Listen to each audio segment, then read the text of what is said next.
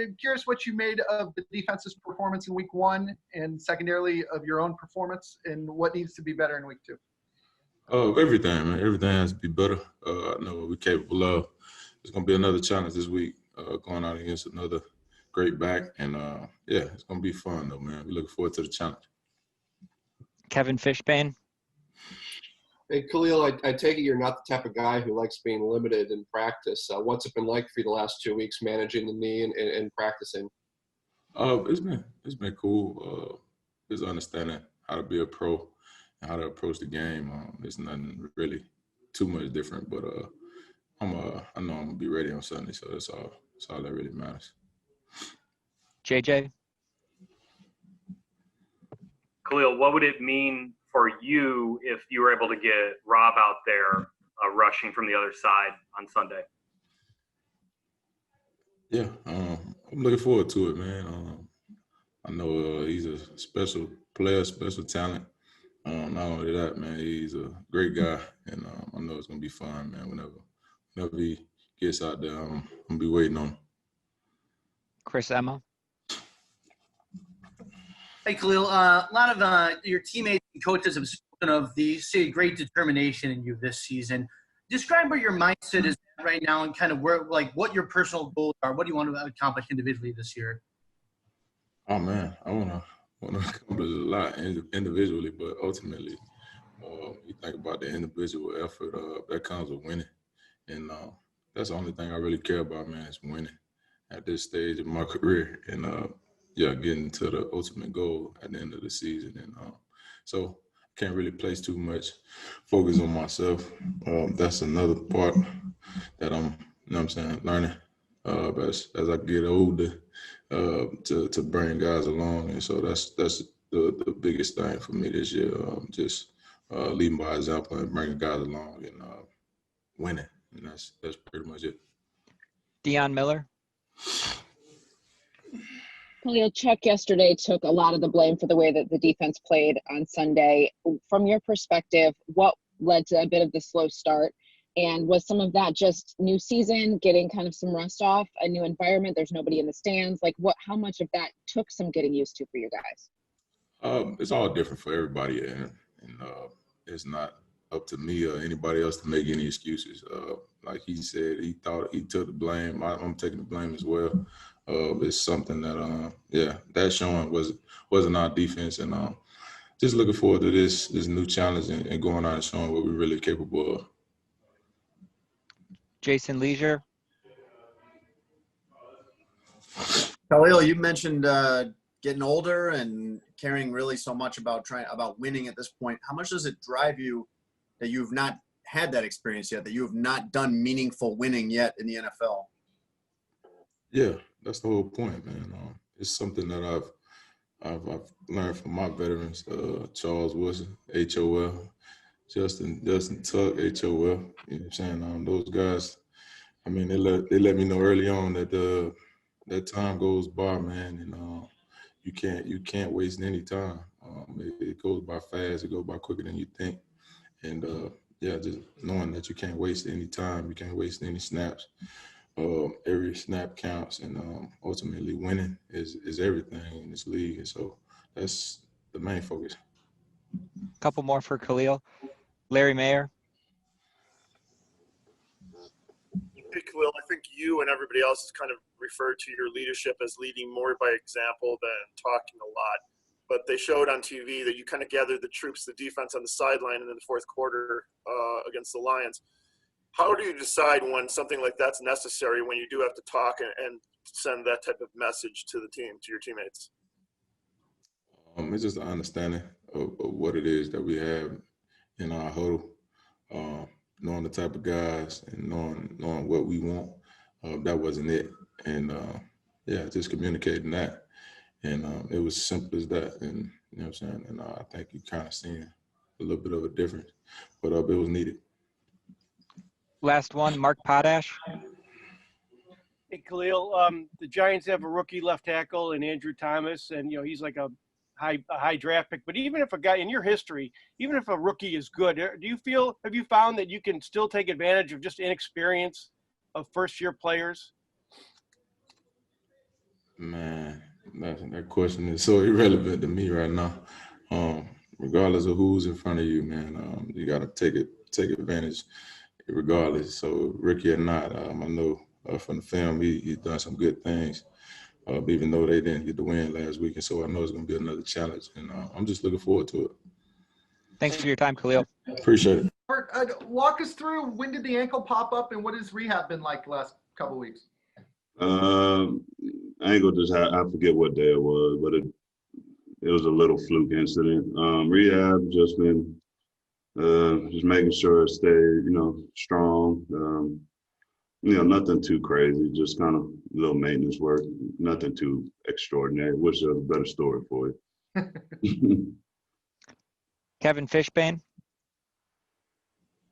Hey, Robert, a guy who's been in the league as long as you have, what do you need to see from yourself on Sunday morning to know you'll be good to go? Well, the sun will be the first thing. Let me know I'm alive. Number two, I guess, to see my jersey over the pads to see if they won't let me play. And after that, we'll just take it, how the cards are dealt. JJ? Robert, how eager have you been to just get out there with Khalil in a game and see what you guys can do as a tandem rushing the quarterback? Well, I mean, it's not just Khalil. I've been, I guess, anxious to get out there and, get to play with the whole defense. But then now looking at the grand scheme, is really just to be able to join the team and, get to really feel that, I guess, locker room, energy, because I was kind of on the back end, while rehabbing. But, I'm definitely excited to see what I can bring, see what we can bring as a tandem, and not just us. We got a great group of guys, and our outside linebackers. So whoever's out there, I think we're all capable of making plays. Colleen Kane. Hey, Robert, what was this last Sunday like, having to watch your teammates play the season opener without you? It was frustrating. Of course I wanted to be out there. So, it was frustrating that I couldn't play. Of course, excited that we won, but it was a little frustrating. But, the training staff, the coaches, they know what they're doing. So I just put my faith in them and, try to think as positive as possible.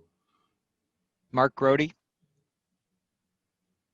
Hey, Robert, do you I know you've been around for a while now, but do you feel a little bit of anxiety or nervousness going into your first game with a new team and the expectations that exist for you? Do you still feel that kind of thing? Nah, not even a little bit. Man, I got the most, I guess, the biggest expectations out of myself. It's kind of really a self-motivator. I like to prove, myself right versus trying to prove others wrong. You know what I'm saying? So to me, I got I guess, responsibility to do as an individual and as a part of this defense and as part of this team. So, there's no anxiety. Football's football. It's just a different uniforms. The game still the same. Mark Potash. Along those lines, Robert, with the big transition you've had, everything you've been through to get acclimated, and the limited time you've had to get acclimated to a new team and new defense, is there any trepidation at all about how well this is going to work for you, and if this is going to work as well as everybody hopes? Your role in this defense? Well, I can't predict the future, but I can tell you again how I know how I work, how this team works, and again, my expectations. So I believe it's going to work. I believe we can be very dominant. We've seen what they've been doing here the past few years, and I'm just another addition.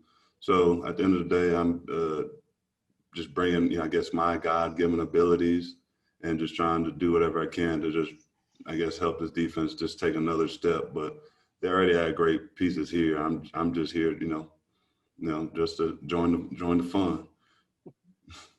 Deion Miller.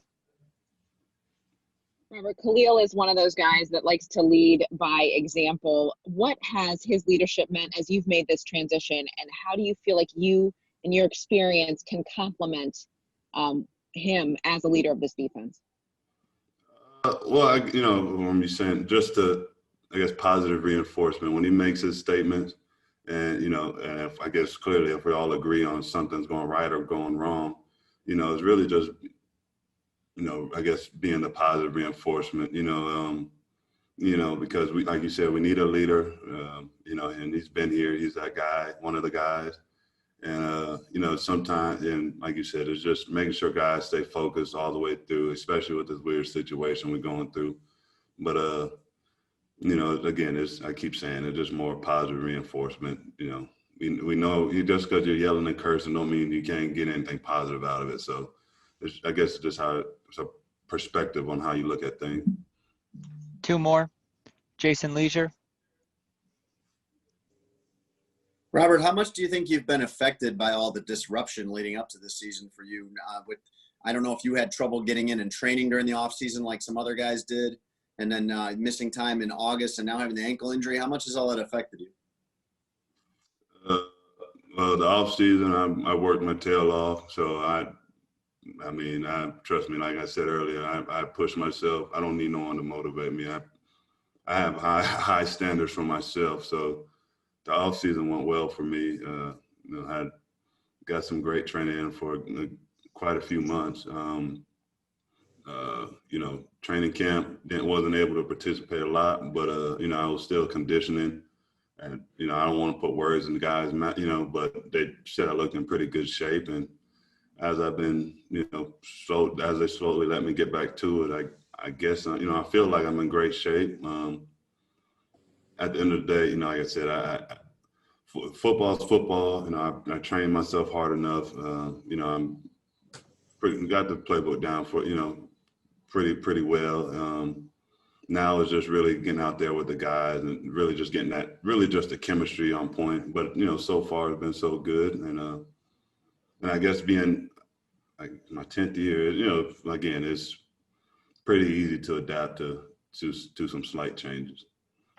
Last one, Pat Finley. You mentioned some slight changes, but the offense you see Sunday is going to look a lot like the offense you practiced against last year, right? And if so, would that help ease you kind of back into things? Well, there's offensive schemes and there's players. So, it just depends how you want to look at it. And, I like to simplify things. Offenses only run two plays anyway, run or pass. Determine which one you're going to play, react to the others. To me, it's the game pretty simple. So, I can sit there and guess, of course, what, Coach Garrett might call, but, all I got is, my keys, my alerts, my responsibility on the defensive call. And after that, again, it's going back to playing football. Are they running the ball? Or are they throwing it? Tackle the running back or sack the quarterback. It's pretty simple. Danny, last week when Khalil called you guys over to the huddle on the sideline and he was kind of talking to you guys, what was that conversation like, and what did that do for you guys as a defense at that point? It motivated us. We know it's a 4-quarter game. That was just him, one of the leaders, stepping up and, getting us all involved in the game and getting our minds on track. We didn't do what we thought we should have been doing. We didn't play as good as we thought. But in the end, it's a 4-quarter game. We got to win it. And we found out that we have a lot of grit on this team, offense and defense. JJ? Danny, when you went back and watched the film of Sunday's game, what did you see from yourself and what do you want to correct off of that? And then secondly, what stood out to you about just getting on the field and playing for the first time really in 9 months without any preseason games or kind of the short lead up to the season? Right. It was different, definitely. But, we're supposed to play ball. I feel like in myself, I didn't play out the way I wanted to. That's why you have a next game, next mentality. But I'm looking forward to it. This whole team is. I know the defense is for sure. This get back on track for us, like the mindset and just holding it down. We gave away a lot of leaky stuff. We were just trying to play ball, but right now we know that we have to trust in one another. And, the guys that we have in this room, we're going to take accountability and hold one another responsible, and we're going to push one another, and we're going to do much better this week. I have faith. Pat Finley. Danny, what's the coaching point on the throw to Swift there? Is it just outside leverage for you? And secondly, what's going through your head when you're running back there and you know the ball's in the air? Just got to be aware, know the situation, know the play. I could be a lot better in that situation. I know myself, and I know I am. The team knows that. There's no gray area or no kind of slack in that. I'm a pro at this, so I know I can play better, and I will. And us as a defense, as a team, we feel like we all can. Chris Emma. Danny, we just spoke with Khalil Mack, who discussed his desire to win a ring. You have won a ring before. Have you discussed that with Khalil, the idea of what it means, what winning a Super Bowl is like? And if you haven't, what message would you give him on that? Yeah, we talk about it. That's the whole reason why, he's here, whole reason why I came back. And, we want to win the championship here for everybody, for ourselves, for our legacy. Just because everybody in the city of Chicago deserves it. Like I said, we've been going through hard times, and we have to put the city on our back and fight for them. And, this is one thing that we can do. This one thing that we can control is how we play out there and how we represent Chicago. We just want to go out there and have fun and win games. The Super Bowl is always in the back of your mind. And Khalil, me, we always talk about that. We always talk about that. But we also talk about one game at a time, right? And, getting the next one and stacking them up. That's what it's about. Couple more for Danny. Jeff Dickerson. Hey, Danny, Coach Nagy made the comment yesterday that he thought practice this week from the defensive guys, he saw a lot of aggression out there this week. I know you guys can't hit like you want to hit, at practice, but have you felt that you guys as a group have had a little more edge to you this week at practice because of, the game maybe not going the way you guys wanted to go against the Lions defensively? Well, we're getting back on it. We're attacking. We know that the practices are detailed enough for us we want to make those hard, right? So the game come easy. So when we're out there, we're flying, we're hitting. Like you said, we can't really hit like that, but we do put pads on one another, and we go ahead and get that experience, because it's going to be real live action out there. So we're just taking the fight, and we're not backing down from the challenge. We just want to go out there, execute our calls, be physical, be sound, and make the plays want to come our way. Mark Potash. Hey, Danny. Robert Quinn sounds like he's ready to roll. I'm curious from your vantage point in this defense, do you have any idea what kind of impact he can make when he gets out there in this kind of new role for him? He could be huge, man. He's a difference maker, going out there. You got 5'2" and you got 9'4" on each side, so you got to pick your poison. Those guys get off the ball. They play smart as well as, hard all the time. So to have those two out there, to have Robert back, it's going to be huge for us. We got to get out there because we got a feel for one another. So when he's out there, we know that he's full go. He only knows one speed, and I think he's a vet. He's really smart. So he knows situations, downs, just to have him out there and let the younger guys see that, to feed off of that, and Khalil. So it's going to be huge. Last one for Danny, Pat Finley. Danny, what did it say about your defense that when you guys really needed a takeaway on Sunday, you got one? And is that one of the positives you can turn to this week? Well, obviously, turnover is huge, especially in that situation. We talk about it a lot, and we're always trying to swarm the ball and get turnovers. When you run to the ball and you trust one another and you be in the right spot, that's when plays happen. Once you start stacking those up, it becomes a habit. The ball becomes attracted to you. And, we seen how that can help us out during the season. So, we're definitely thinking takeaways.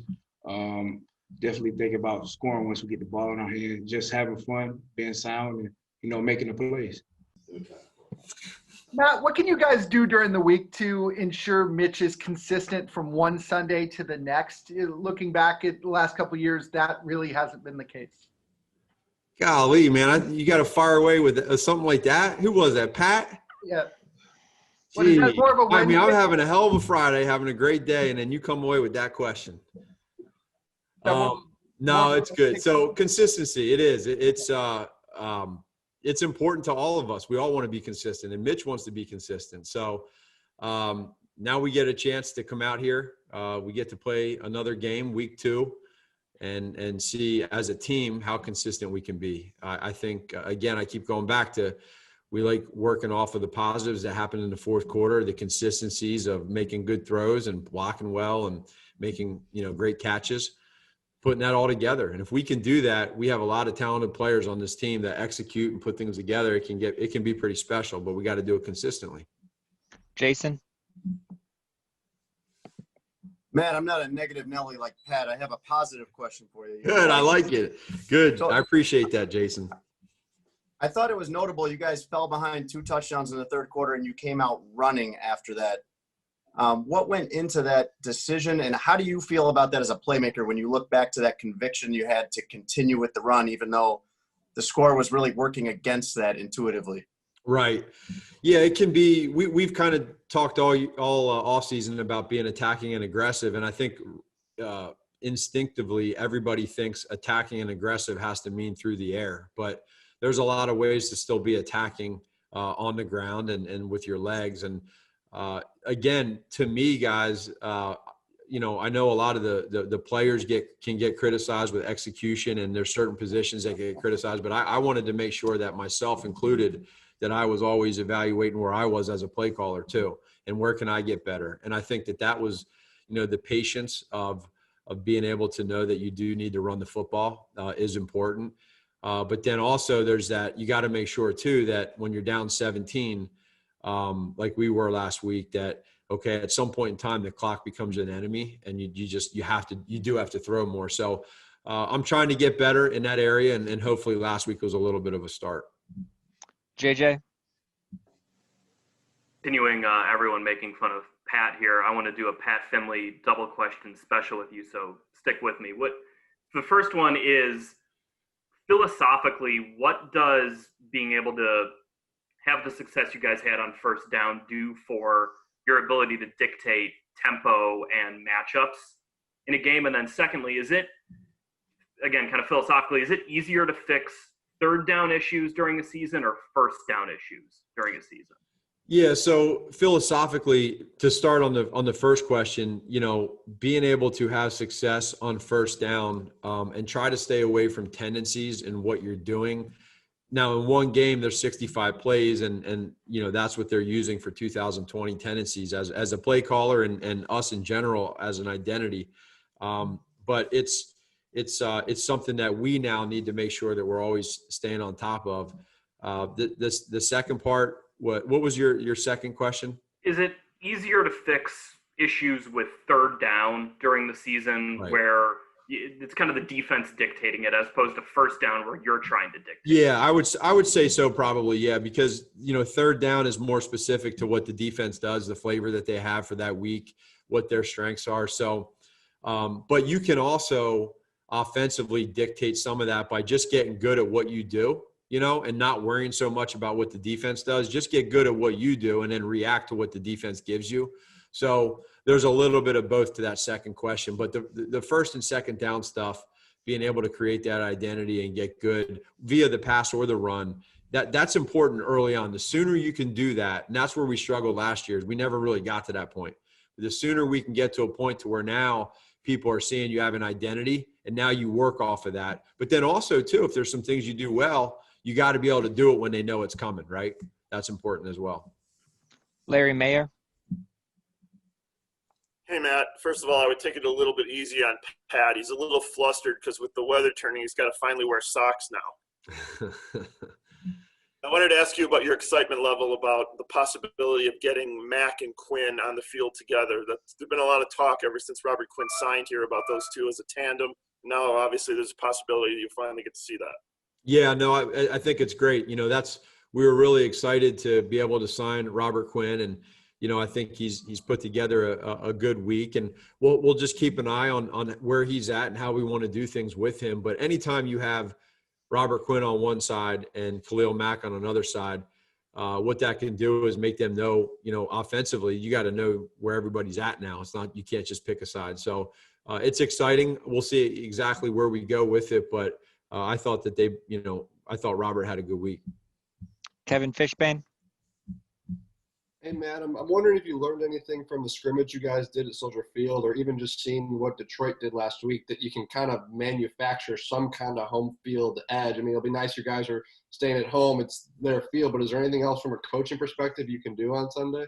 You know what, Kevin, there's really not. I think the biggest thing is create our own little energy on the sideline, like I said yesterday. Other than that, you don't have that quote unquote home field advantage just because it's just different. It's quiet. But that's why we got to create that. And I think you started to see some of the players last week feel that and notice that. And that last possession for Detroit, we were our own crowd on the road, on the sideline. And that's probably now, it took a little bit to realize that. So now the players will probably realize that now and probably hopefully do that early on the sideline, I suppose. We're going to do a couple more for Coach and New York media. If you're in this call, please raise your hand and I'll work you guys in it towards the end. Dion Miller, go ahead. Matt, kind of along those lines, there are a lot of Bears fans who've made it a tradition to be at Soldier Field, especially for the home opener. Just kind of how you're feeling about knowing how emotional they are in this moment. And then my other question, I'm going to be double question Dion here. The confidence you saw from the offense in the fourth quarter, did you see a difference in practice this week to like some of that carrying over right away?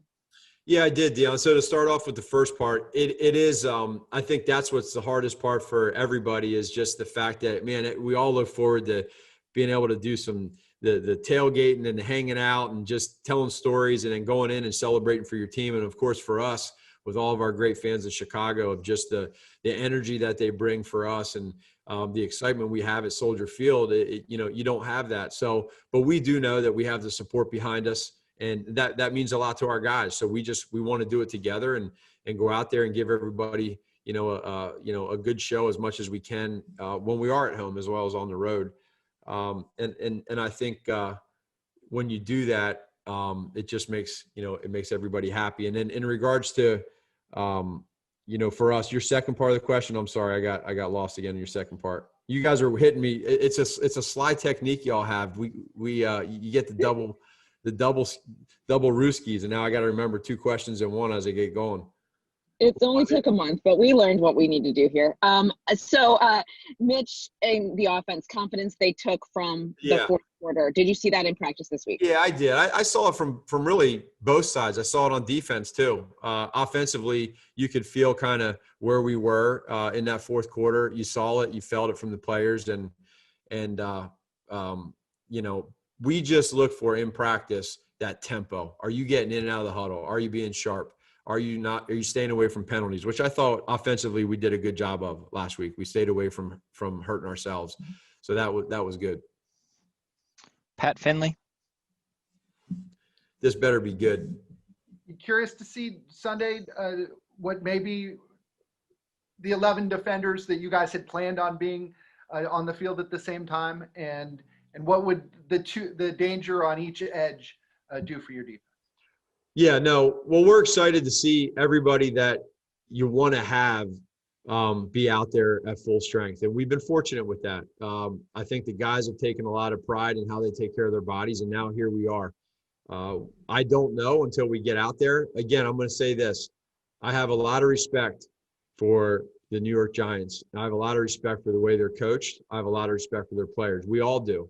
And I'm just telling you right now that this team here is playing hard, and they don't have a lot of weaknesses. So we got to be ready to come out and play our game, play together, because we do feel like we have strengths as well. But it's just it'll be an exciting Sunday. Last call for New York media. Please raise your hands now for a question. Jordan from New York, go ahead. Hey, Matt, what have you seen on film from Daniel Jones, the Giants quarterback, and what are your impressions of him in his very young career? Sure. I think Daniel, the game is slowing down to him from last year to this year is what I felt in one game that he's played.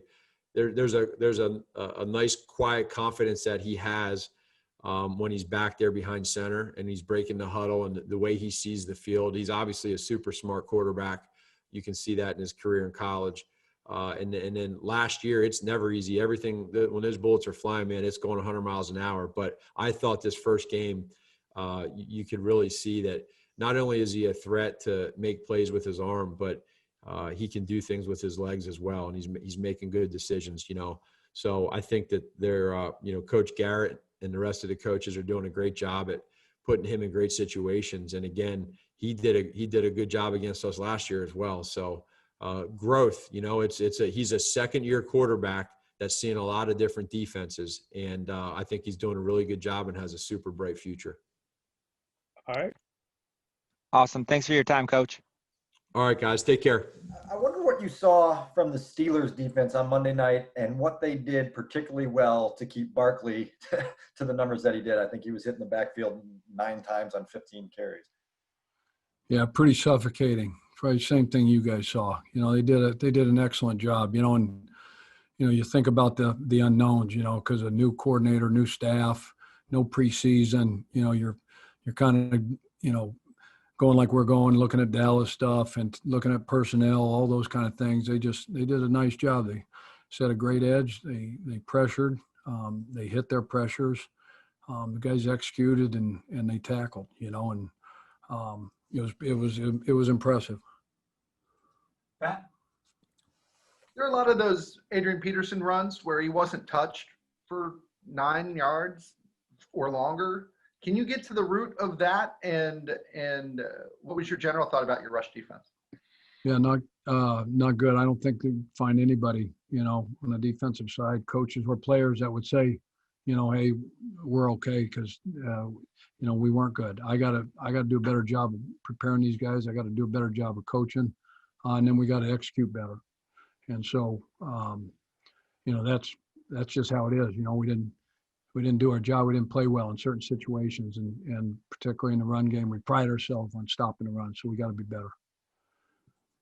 JJ? Chuck, what did you see when you went back and you watched the tape from Danny on Sunday? There's, again, with the entire defense, bright spots, some good things, got a couple red zone stops, when we needed to early, forced some field goals, and some things we gotta clean up, So again, I always start with myself and how I can be better. And then, we were fortunate to get the dub, that's the most important thing, is to get the win. We got the win, now it's a chance for us to see exactly where we're at, where I'm at, where players are at, where we're at as a unit, and just try to keep growing. As a quick follow to that, Chuck, what went into the decision to have Dion come on for Danny some of those times in the second half? We have a package. It wasn't because of anything else. We have a 6 DB package. Sometimes, we'll need 7. Sometimes we got 8 out there in end of game situations. So that was just something that we had up for the game. Cam Ellis? Chuck, there's Jalen Johnson was involved a lot on Sunday. Was there any one thing in particular you liked about how he played in his first game? Yeah, he wasn't overwhelmed, and he knew he was going to get targeted, and he responded. He made some plays. Really made some great plays in some critical situations. He got his hand in there with Eddie on the forced interception, gave a ball back to our offense in great field position, and knocked down the last one. So great learning experience for him. Mark?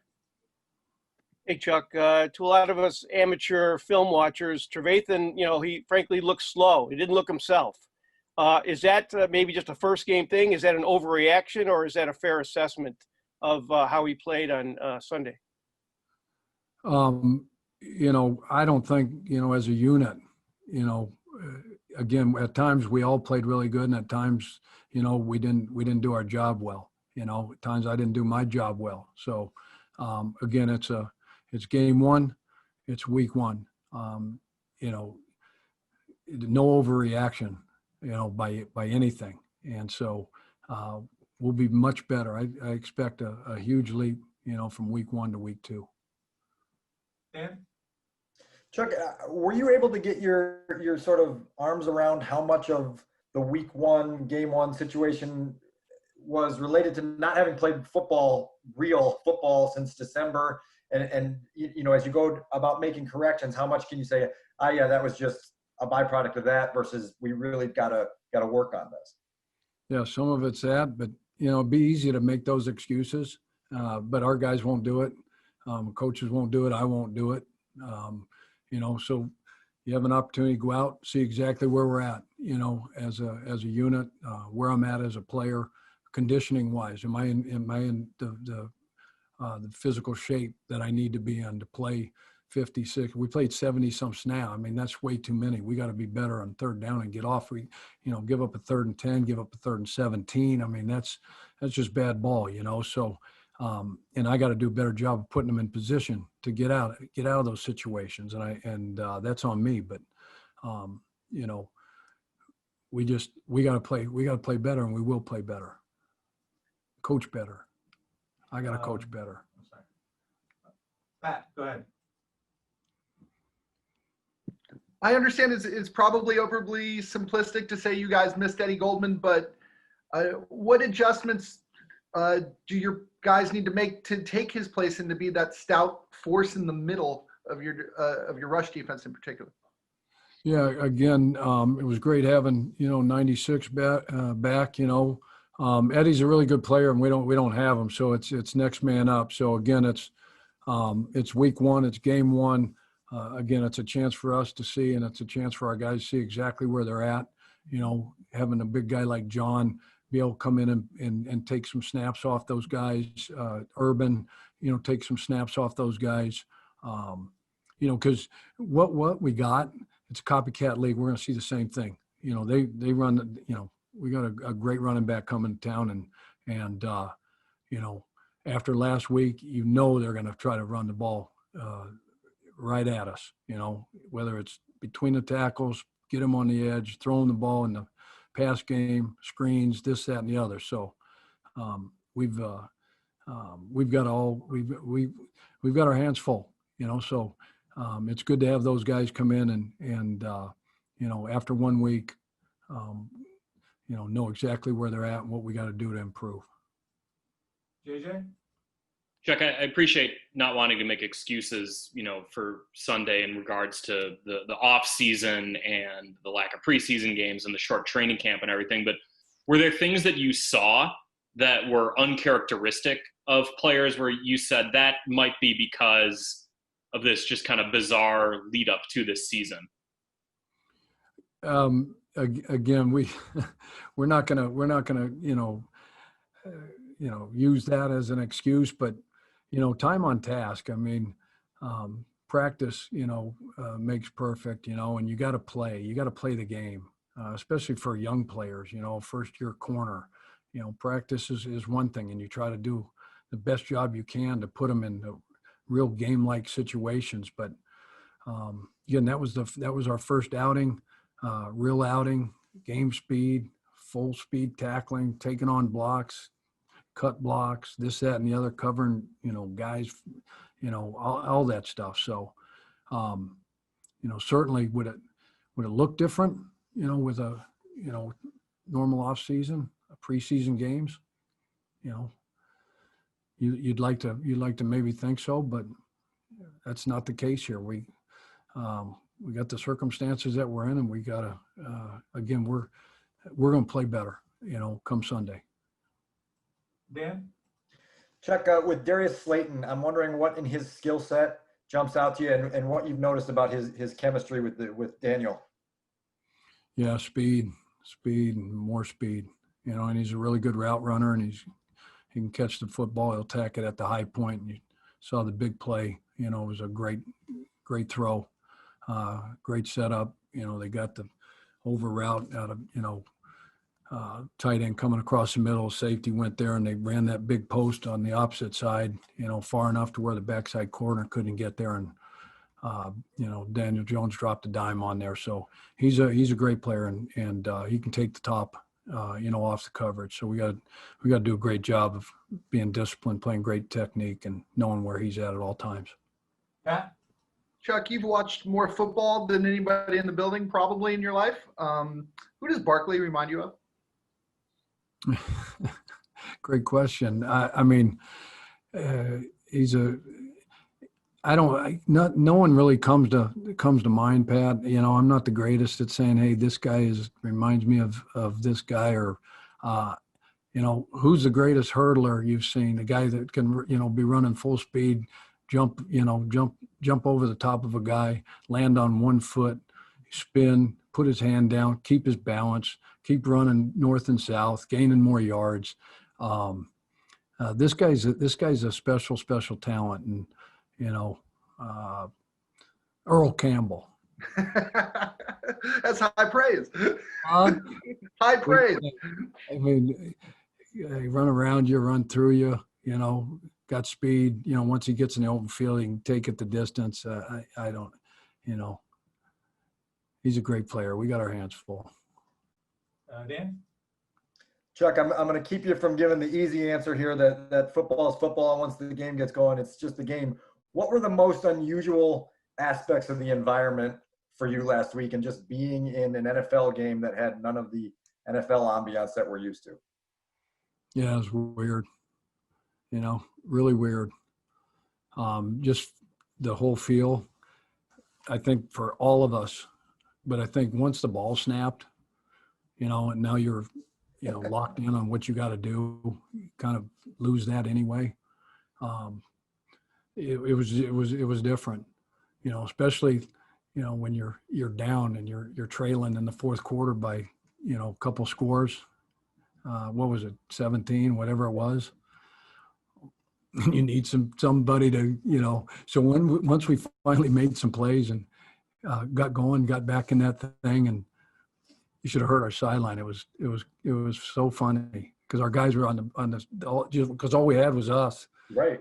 And they're sitting there going, and they're screaming, trying to create some type of noise, you know, like we're at home. But it was different, you know. But again, I think like the players, and when you're coaching, you get, you know, ball snapped and you're out there and you're playing or calling play or whatever.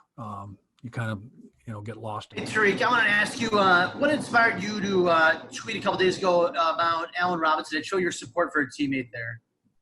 You know, A-Rob, that's my guy. I feel like, you know, he's deserving of a new contract. He's deserving of an extension.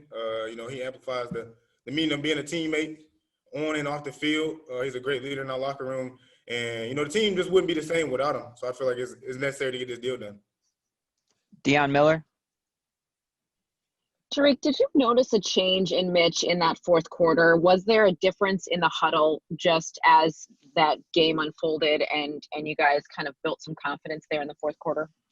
More so, I saw the change in the whole team. I feel like as an offense, we weren't all clicking on the same pages during the first three quarters. And then the fourth quarter, we knew, like, it's time. It's either now or never. So we all got that, you know, that mentality that, you know, we got to do whatever it takes.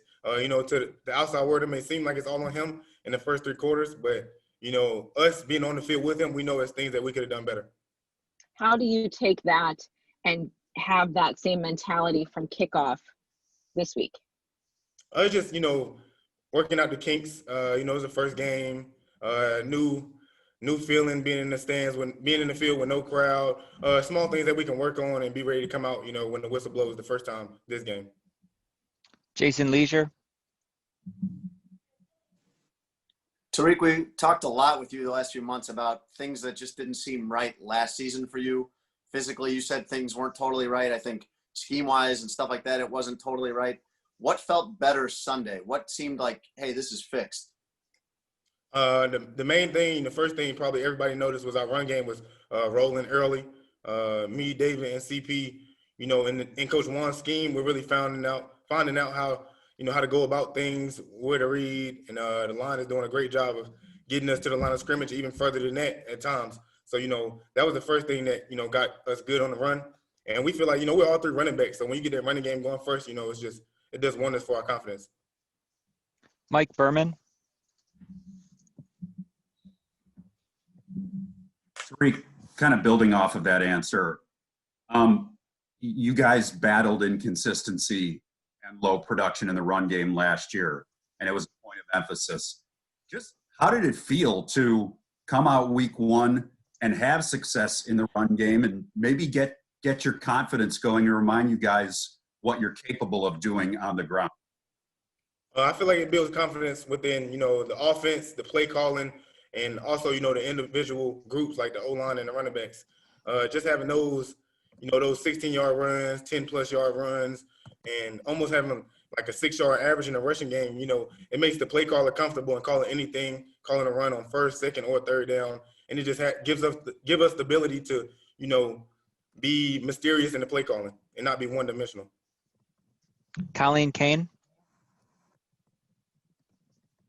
Hey, Tariq, what did you learn from Sunday about how you guys can kind of create your own energy without fans being there? At first, it was weird. We scored a touchdown, and it's kind of like you couldn't even hear if anybody scored a touchdown for real, unless you were like on the field. So, later on in the game, we started getting points in that fourth quarter. You really felt our energy, carry on to other phases. Like we'll score a touchdown, and then you can feel the energy on that kickoff, and that translates to the defense. Steve Leventhal. Yes, hi, Tariq. Looking ahead to Sunday's game, what challenges do you see going up against the Giants defense? Challenges, I feel like, we're a team that plays better against man, and they challenge us with a lot of zone. But, the scheme that we're putting in this week and the confidence that we have in each other, to do the right things and be in the right spots, and for everybody to make their own plays and just do their job, it's nothing we can't overcome. And we're really up for the challenge. Couple more. Larry Mayer. Hey, Tariq, just kind of looking back, what do you remember most about the big touchdown pass you threw against the Giants? And do you think that they're fearing your arm on Sunday? The main thing I remembered is the fact that all week I was practicing on throwing to the quarterback, and then the last day in practice I threw it to Ant, like in practice, and then in the game it's crazy that how he just popped open when they gloved the quarterback. And I think they're very afraid of my arm. It's not many people running backs my size that have over multiple touchdowns. It's not just one. So I'm definitely a weapon in that aspect as well. Jason Leisure. Tariq, please correct me if I'm wrong, but just watching you run Sunday, it looked like there was an emphasis for you on running vertically, on less lateral movement, trying to get around. It looked like you were really determined to run vertically. Is that the case? And have you changed at all your mindset when it comes to running with the ball this year? Oh yeah, that's definitely the case. I got to show the world that I'm a big back, short distance back, goal line type back. So, I just want to get in there, get behind my pads, and just run people over, because that's really my type of game. I'm a bruising back. Y'all think of me as a shifty back, but in my heart of hearts, I'm a power back. So I just got to show the world that. Hey, John, we just talked to Tariq Cohen. He was telling us that the rest of the world might think of him as a small, speedy, shifty guy, but in his mind, he's a power back, and he wants to run people over. Did you see a lot of that in training camp when you were getting ready? Yeah. Tariq, he runs with heart, man. He runs with heart. I mean, why else would he be here for a number of years, right? Mark Potash. Hey, John, you've been in the league long enough to have seen some game ones. As game ones go, I guess statistically probably not the best for the Bears, but can you kind of give us an idea collectively of how the defense feels about itself after a game like that? You won, but, gave up a lot of yards. I mean, yeah, you're right. Game one is a tough one. But at the end of the day, when you come out with a win, it's nothing to be shy to brag about, and even with everything that went down in game one, man, we still put it off as a unit. I mean, it was a team win nonetheless, but it's things we got to fix. A lot of things myself I gotta fix and work hard towards, and we all feel the same way. So, I mean, that's all the best I can do for you. Thank you. Colleen Kane. Hey, John, what did you guys see the Steelers defense do to contain Saquon Barkley on Monday? I mean, they just played tough. They just played hard. At the end of the day, they're both professional teams. So the Steelers just really got after it and they stopped the run and got penetration. So when you're getting penetration like that, it's hard for a back to stay on course. Deion Miller.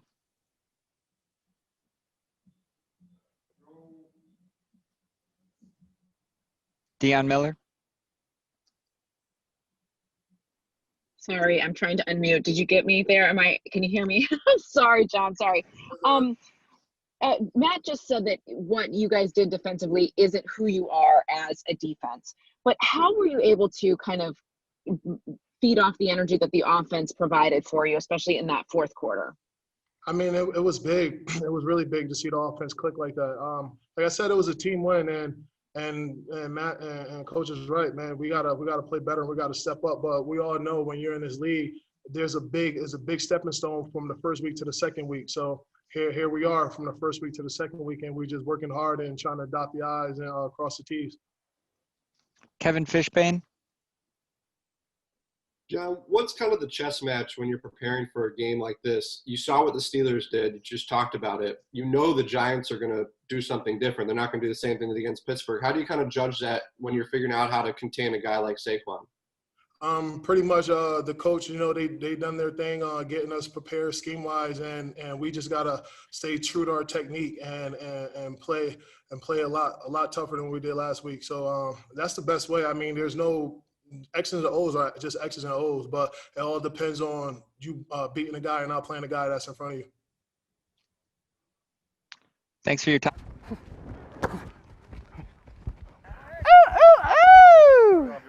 Y'all know where we at, man. Y'all know the first play. Y'all know the first play. Bojack. Yeah. DB Nation. Got Beehive with me. Got the great Deion Bush with me.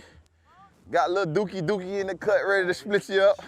We got Mr. DAC, Mr. Finish it all. I won't be last, but I will be first. We got my dog T. Gill, you feel me? OG, triple OG Trip. You know what I'm saying? Then we got my boy Smoke Dog. Woo, woo, woo, hey! We got Mr. Cal Fuller. I won't swing nothing but a golf club. Cal, you heard what they said about Tiger Woods. Even when he ain't working on his swing, he working on his swing now. My boy D Tizzle, you know what I'm saying? You know, we bumming, you know what I mean? Got a camera in the cut, you know what I'm saying? Ready to shoot you up, you feel me? We got my boy Alex on the Gatorade. What is this called? The Gatorade scooter. Let me move this antique helmet that you got. Hey, Dave, what type of helmet Jimmy got? Jimmy got a bowl. He really got his head with a face mask as a helmet. Iron Man, bro. Who, me? Come on, dude. Come on, dude. Come on, dude. Oh, man. Come on, it's custom.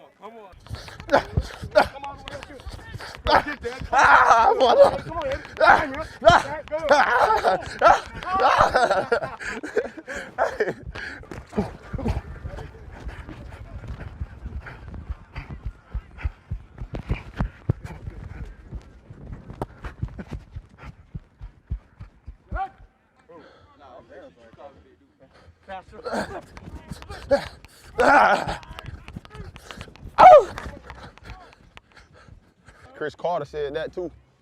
If it touch one, you better catch it. They were different, coach. All right, Steve-O. Endo for the Nagdo. Make a commercial with it. You gotta look at it like, Deja blue. Man, I always think about you. We looking good. We looking good.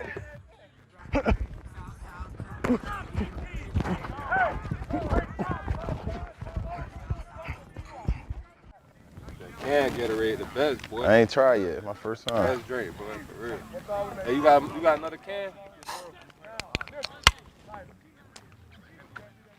Gatorade out the can.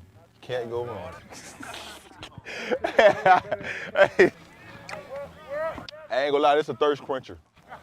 Taste like one of them ginger ale sodas, but it ain't bubbly. Hey, D-block on 3. 1, 2, 3. D-block. Hey, if I pick up another can, y'all gotta give me an internship. You hear me? Yeah. Ooh, ooh. Yeah, them lemon limes. Them oranges might be a little too sweet. I might gotta dilute those. Them lemon limes hitting. Them lemon limes hitting though. They hitting different right now. You know, it's that first wide zone, right? Yer. More action tomorrow, y'all.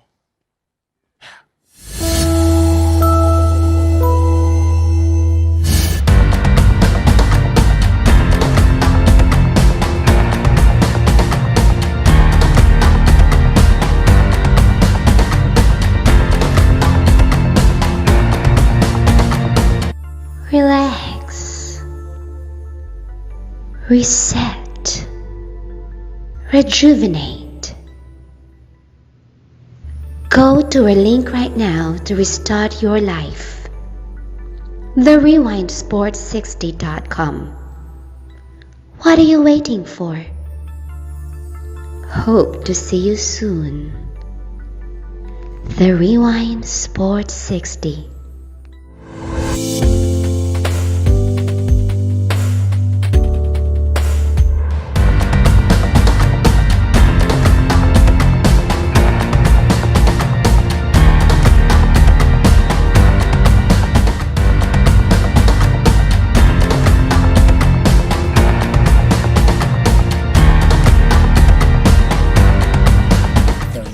The Rewind Sports 60.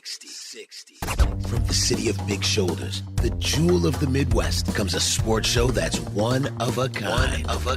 From iconic players to iconic stadiums to iconic teams, this is my kind of town. Chicago! And the Rewind Sports 60 is my kind of show. From Air Jordan to Sweetness to Papa Bear Hallis, this city works hard, but plays even harder. Danny Carlino and Jerry Riles bring you the Rewind Sports 60. Live. The Rewind Sports 60 starts now.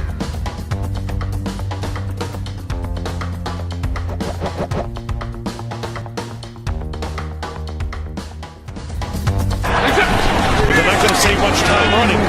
Stafford looking, throwing, and the pass. It's going to intercepted. The Bears get it back, and it's Kyle Fuller with a huge pickoff for Chicago in Lion territory. This is the 11th play of the drive, and the pass caught for the touchdown by Jimmy Graham. And the Bears finally get it done. It's like pulling teeth in the dentist chair, the way the Bears are trying to get their offense going today. But Jimmy Graham, they don't.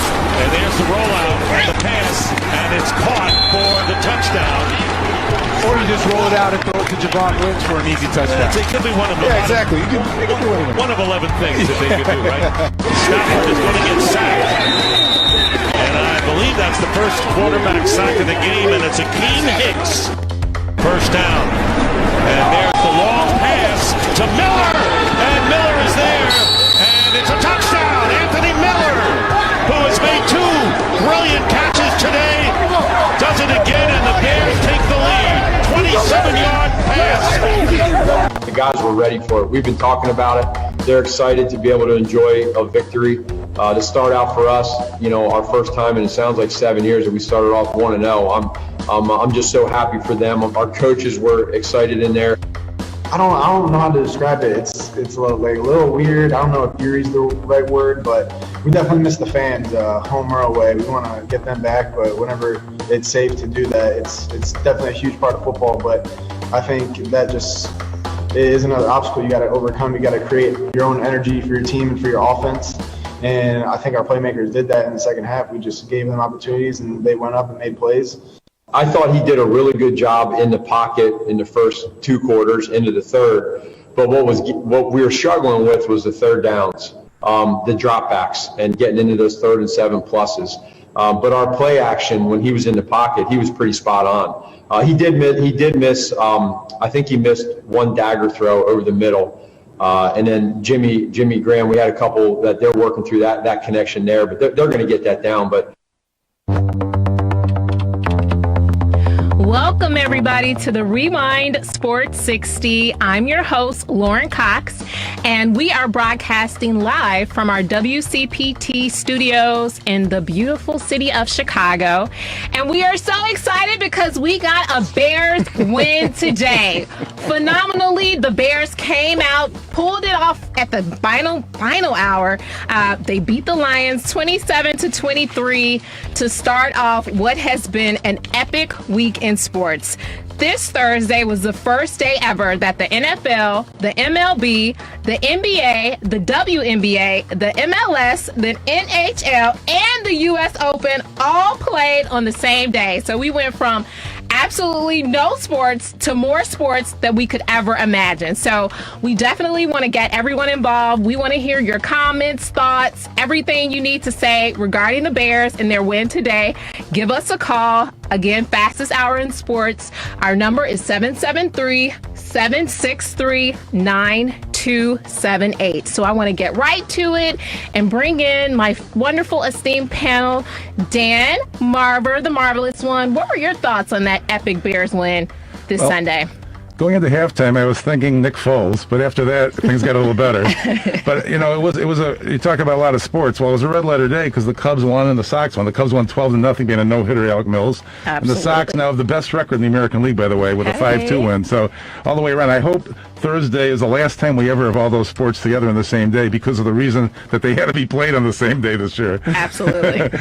But it's good. The NFL, everything looked normal except for the empty stands. So, and the production of the broadcast seemed fairly normal. So that's gone well so far. So we hope it continues. Absolutely. And then I got to bring in the amazing Jerry Riles. Jerry, know you had some thoughts on the Bears win and this epic sports week in general. I did. I have maybe one thought. What's that? I have one thought. Just one? Yeah, just one. Thank God they won, marvelous one. Thank God they won. You remember the White Sox? You talk about the White Sox, and congratulations to the best team in Chicago, baseball-wise. That, of course, being the Chicago White Sox on the South Side. But do you remember the White Sox, the 77 club with the South Side Hitman? Yeah, and the 83 club, that was the Winning Ugly club. Mm-hmm. That was today for the Chicago Bears, Winning Ugly. Are you kidding me? A win is a win, as they say, and you can only play who's on your schedule. And the Detroit Lions and Matthew Stafford were on the schedule for the Chicago Bears to open up the 2020 campaign. And, Lauren. It was by the tight. skin of our teeth. Yes, Yeah. Well, absolutely. And then they let Adrian Peterson run up. I'm like, what? But we still prevailed. I mean, going up to the Fuller interception, it was almost time to walk away and take a nap. Yeah. But it was over, But the Fuller interception turned things around. It certainly did. Those highlights you heard to open up the fastest hour in sports conversation, Fox Sports courtesy, and of course Dick Stockton on the call there. It was a pretty interesting football game, to say the least. But Lauren, as you stated, and Marvelous, I certainly understand and I get it. But we've been talking about getting back to some sort of normalcy. It was real normal for a minute, huh? It was really, really just cool and refreshing to sit down on a Sunday afternoon after going to church and saying my Hail Marys and my novenas, to sit down at 12 o'clock high noon, turn on the tube, and watch some football on the National Football League level in 2020. It was just a breath of fresh air, and it was refreshing that we have football. Oh my God! Right. I mean, it was different because there was no preseason, so it was like you hadn't really had time to evaluate the players or the teams, even in a practice session. Everything was behind a cloak and closed doors up till now. And so that's why it was really, really exciting and really, really special to get an opportunity to finally get to see some real hardcore football. I was beside myself, and I'd love to hear from the both of you. But just to watch some college football yesterday, I seriously, Lauren, marvelous.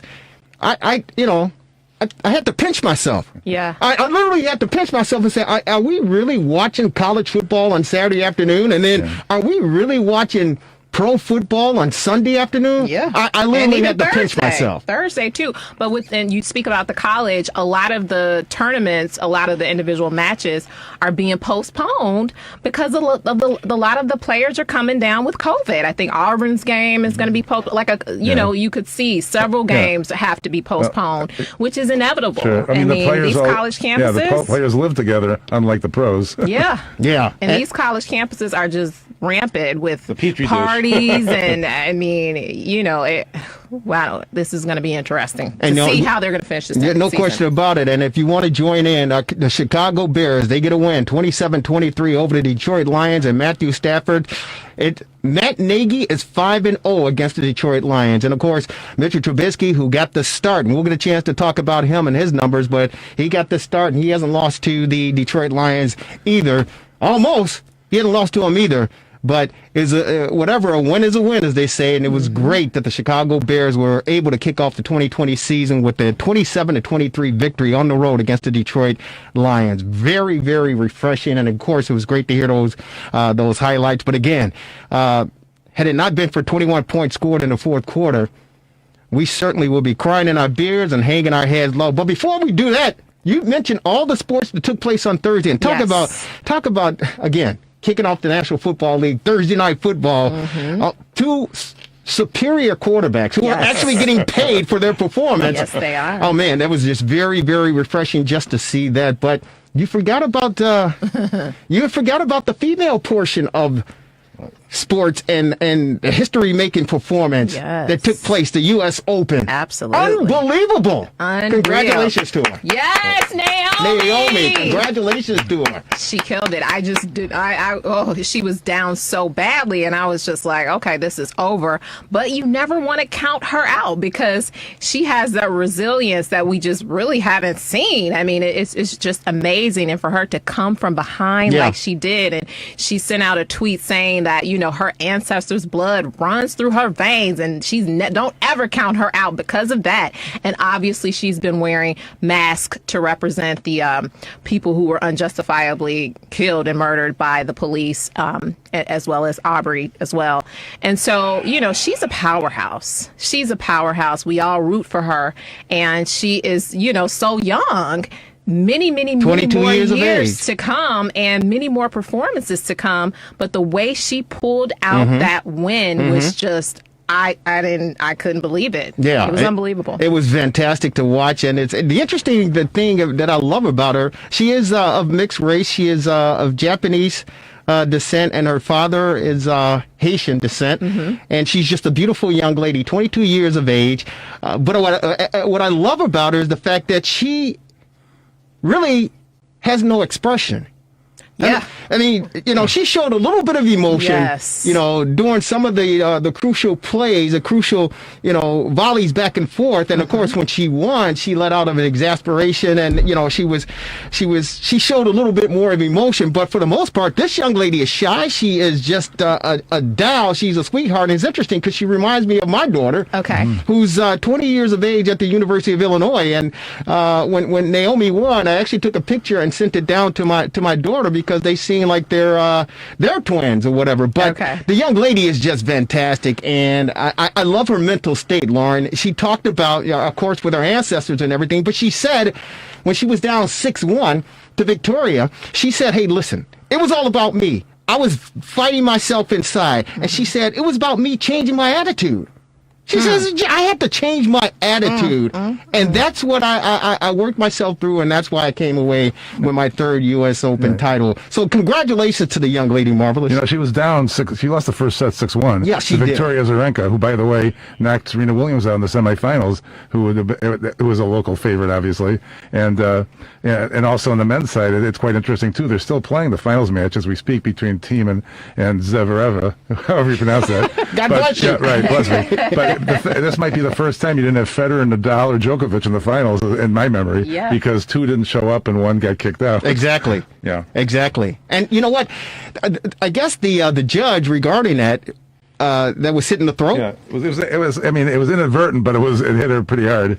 It certainly did, and I think she was receiving some sort of like death threats or something, and said it was her fault. She was standing there.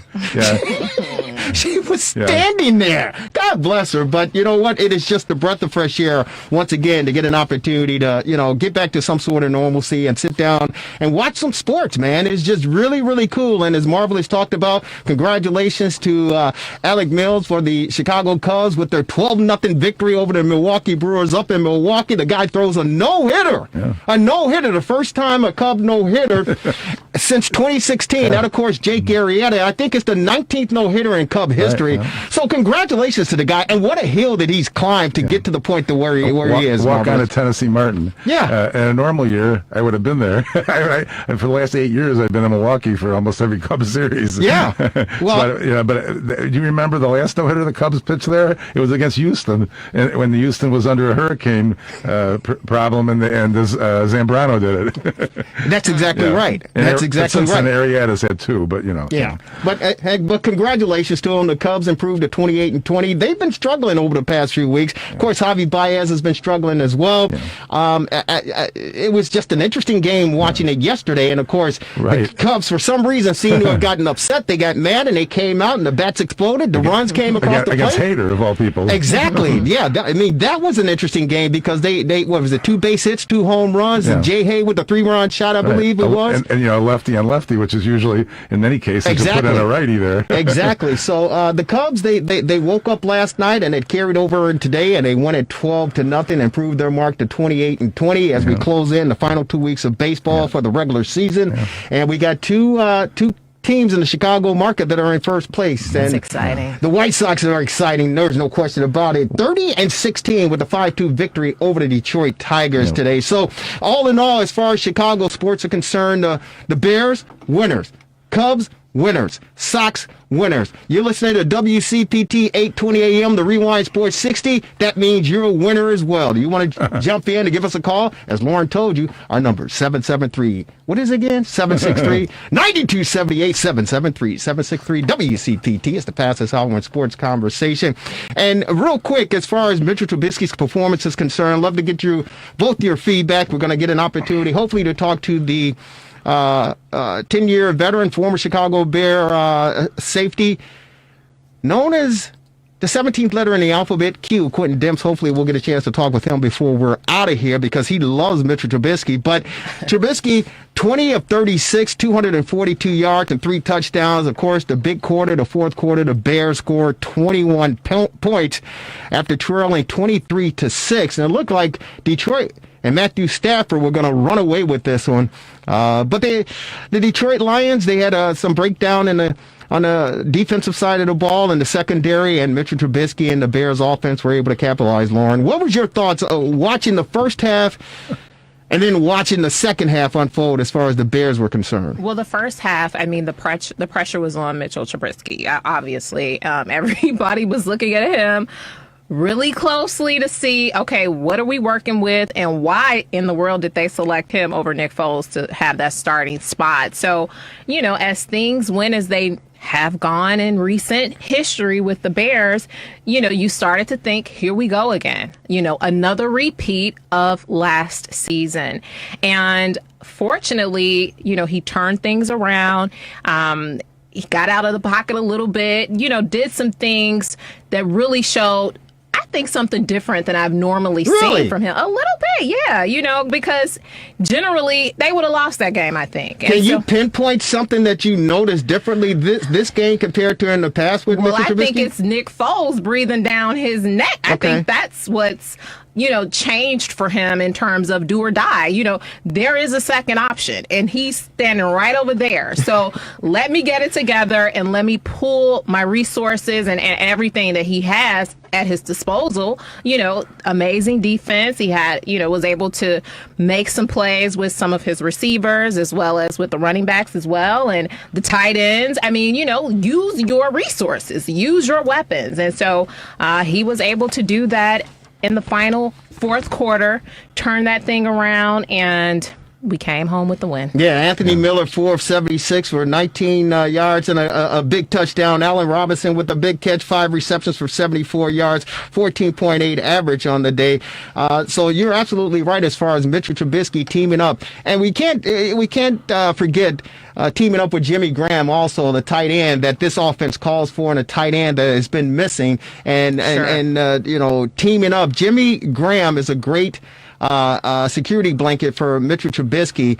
But he was, now keep in mind, it's not a top tier defense as far as the Detroit Lions are concerned. Mm-hmm. So I'm glad that Mitchell Trubisky had success. And the O-line looked good, too. Well, yeah, they did for the most part. Marvelous, what did you think? I mean, I think the O-line did look good, but here's the thing that I noticed. Those 2 passes from the 2-yard line and the 1-yard line, it was really good touch to Wims and Graham. I mean, I don't think I've seen that kind of touch from him. And even that last pass to Miller for the winning touchdown was right over the defender. I mean, it was almost like, a perfect pass. And right. I haven't seen too many perfect passes like that from Trubisky in years past, so I think his touch was very good. And the offensive line helped tremendously. He was only sacked once, and he sort of was scrambling on that one.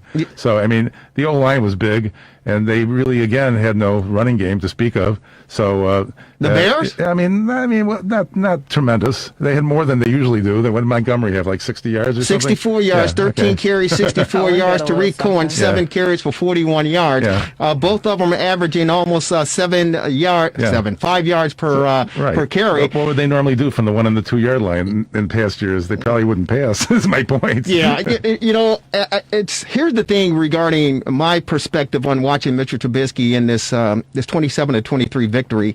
He didn't look consistent.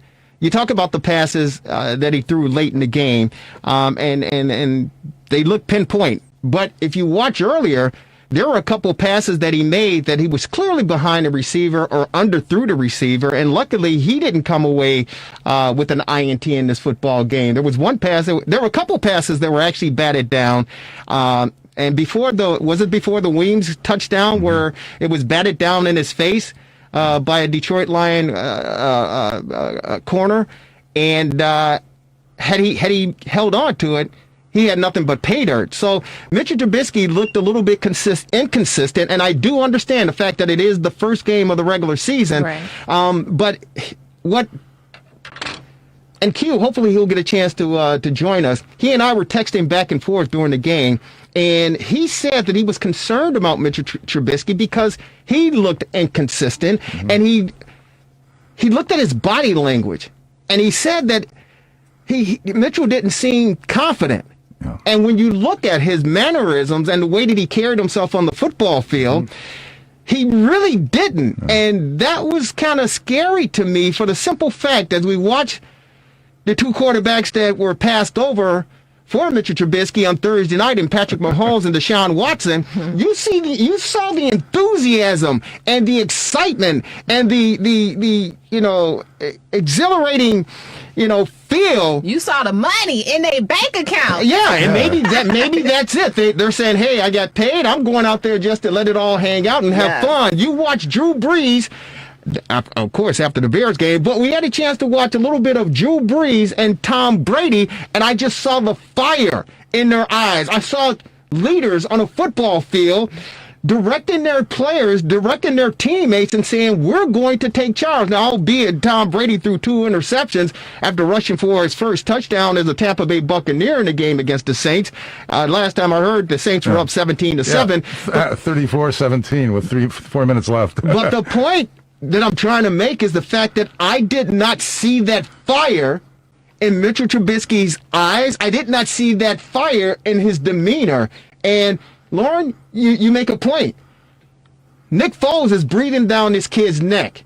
And to me, he did not react in a way that he felt like, hey, I got to let it all hang out here. Now, there's more to come. There's no question about it. And he was able to get things together in that fourth quarter. But if Mitchell Trubisky, and here's the thing, this is what's scary to me. It really is scary. And they didn't have training camp or anything like that, correct? We just watched Mitchell Trubisky. The guy 20 of 36 for 242 yards and 3 touchdowns. If the competition between Nick Foles and Mitchell Trubisky was that close that they couldn't really make a decision? And remember that Matt Nagy said, we're going to sit everybody in a room, we're going to watch all the tape, and we're going to watch everything we have to before we make a decision. If it was that close between these two guys, Chicago Bear fans, you guys sitting down, you girls sitting down, you think this game was ugly and we got to win? It's going to be, and if the pandemic doesn't stop it, it's going to be a long-ass season. Because if Mitchell Trubisky is the starting quarterback because they couldn't make a decision because it was too close in the competition, what the hell are they saying about Nick Foles?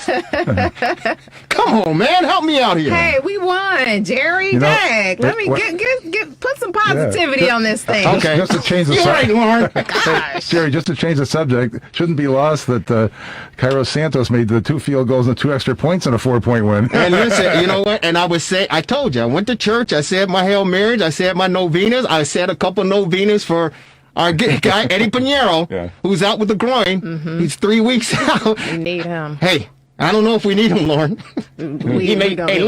Lauren. He may be on the sideline. Well, he may be. Hey, he's on the sideline now. Right. He might be on the real sideline. Jeez. This kid. Wow. What did you think of him? Well, he did what he needed to do today. There was one point in time where they didn't want him to do a long field goal, which is kind of typical of Nagy. Early in the game, when they went for it on 4th down, it would have been a 50-something yard field goal.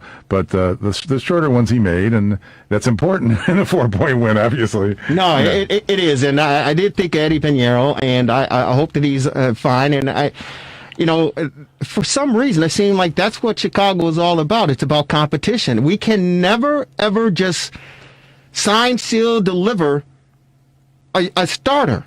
And that's the other point I want to get across is the fact that that's crazy. Again, I mentioned Deshaun Watson. I mentioned Patrick Mahomes. I mentioned Drew Brees. I mentioned Tom Brady, Lamar Jackson. What's his numbers that he had today? Here's the deal. Those teams, those franchises, they look at their leader, their signal caller, and they feel confident, and they go, okay, we got somebody we can go to bat with. We got somebody we can go out there. Cam Newton. Jackson was only 20 of 25 for 275 yards today. I don't know about you two, but and share with me. Here's the deal. With our guy, and I'm not trying to beat him up, Lauren. I'm not trying to beat him up, but I'm just saying. I can't tell. I'm just saying. I said I feel nervous, and let me know if you guys felt the same way. It felt to me like we were still supporting a rookie quarterback. Oh, God. We were praying for a rookie quarterback to have some success. Not a guy in his 3rd or 4th year, right? Right. Not that guy. To me, it felt like he was a rookie, and you were pulling for this rookie to have some success. Meanwhile, you got guys who came in the league the same time as he came in the league. You got guys who came in after he came in the league. You got guys who've been here. They're the elder statesmen as far as the league is concerned. And they were leading their teams. They were showing fire. They were showing determination to win. Meanwhile, I'm sitting at home in the Hall of Fame room going, wow, I felt like I was cheering for a rookie. Yeah. What about you? Also, too, I wanted to get you guys' thoughts on the defense, too, because Adrian Peterson, he had 94 yards on 14 carries. And he just signed him. So it speaks to what you were saying in terms of the Bears in their thought process when they're looking at bringing in talent. He was available. And we don't even want to touch the quarterback conversation because it's like everybody who they possibly could have had a chance to take, they're doing phenomenally well. Except for us. And then they tried to do a Hail Mary and bring in Nick, and that whole experiment hasn't worked out particularly well, in my opinion, seeing as though I thought he was going to run away with it and be the starter, be named the starter. So questionable. Yeah. Well, Peterson looked pretty good for a 35-year-old.